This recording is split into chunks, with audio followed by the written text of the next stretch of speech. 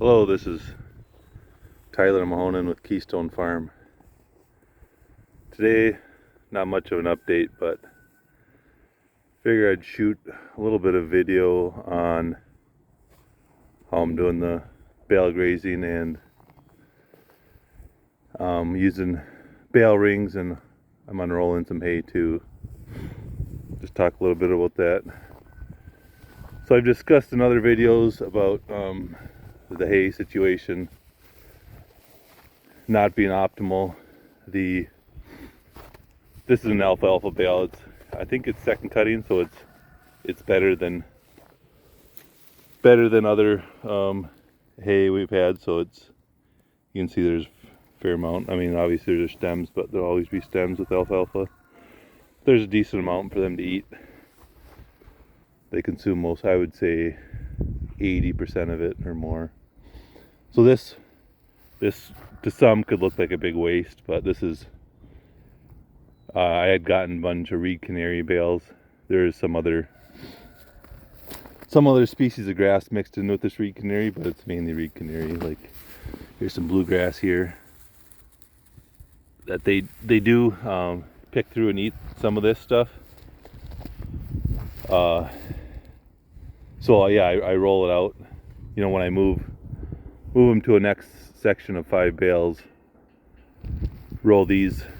I have some of these reed canary bales interspersed with the alfalfa bales. There's 2 in this row, 2 of 5. So I haven't finished rolling this one. I'll just roll it out kind of wherever there's snow in this area, and then they like to lay down in this fresh hay. Who wouldn't? Cows aren't the cleanest animals, but they do prefer to lay in fresh, clean hay as opposed to hay that, you know, the hay over here.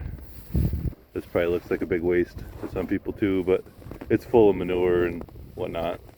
And then I'm milking some of them too, so it keeps their udders cleaner if I unroll this hay. And this hay is a lot cheaper, so whatever, I don't feel so bad about rolling it out. So I'll roll it out in this whole area, in between the 2 rows. As you can see, I've showed in other videos, but this is what I do to separate the bales out. Just stick a piece of rebar in the bale and then use an insulator. Just line the bales up. Yeah, just getting to the milking barn here, going south. It's getting a lot warmer now, so I'll say spring is in the air, because we're coming through a stretch that was a lot of -20s, and some of the highs, I think the highs were like -9, -5. That's the highest temperature it got during the day.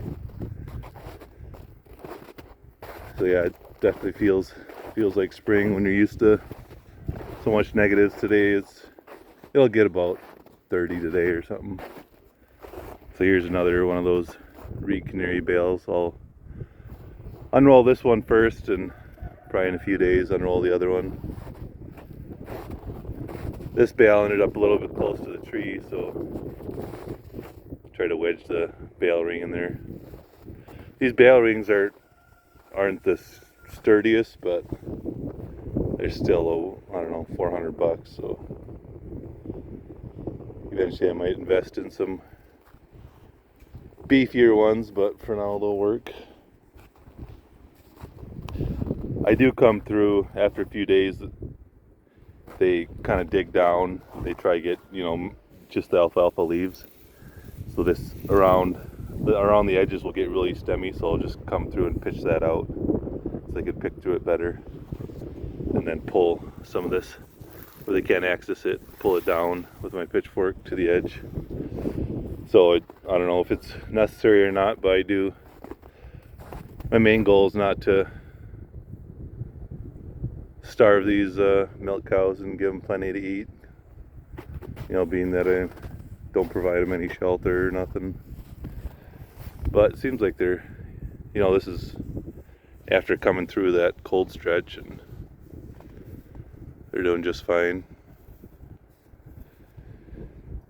They do ruminate a fair amount of the day, so that's a good sign. They're getting enough to eat, chewing their cud.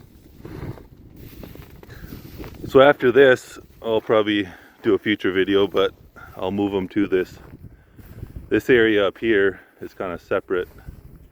There's no alfalfa bales up here. I've read, again, this is my first year doing it, I've read that if you're trying to dry a cow off, which we'll be drying this one off 3 weeks or something, it's due to have a calf in April. It's better to dry it off when you're not feeding a bunch of alfalfa. I think we could probably dry it off now. It's given little less than a gallon now. We'd probably dry it off, but we're gonna shoot for drying it off 2 months before it gives birth. I gotta train this one to milking. It's like 8 years old and never been milked, but it's pretty friendly, so it's got a lot maybe calmer since the bull has arrived. It's not the boss cow anymore. Before, when I'd come up and try pet it, it would really swing its head. Like it swung its head now, but it stopped before it got to me. Maybe it doesn't like videos, but normally it lets me pet it, and I have been feeling its udder and teats, and it doesn't kick, so should be no problem. But yeah, then I've also heard that it's better to, there's 2 or 3 that'll be delivering in April.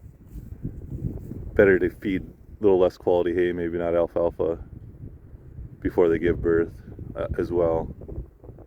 I can't remember why, but I guess that's probably the natural way. And in nature, deer and elk and buffalo, they're not getting the best nutrition soon before they give birth, and then the spring grasses come, the early summer grass, they deliver before that, and then they have plenty of milk for their calf or fawn. Yeah, the bull's doing good. Thought it would be a shorter video, but it's still almost 8 minutes, but I think that'll be it for now.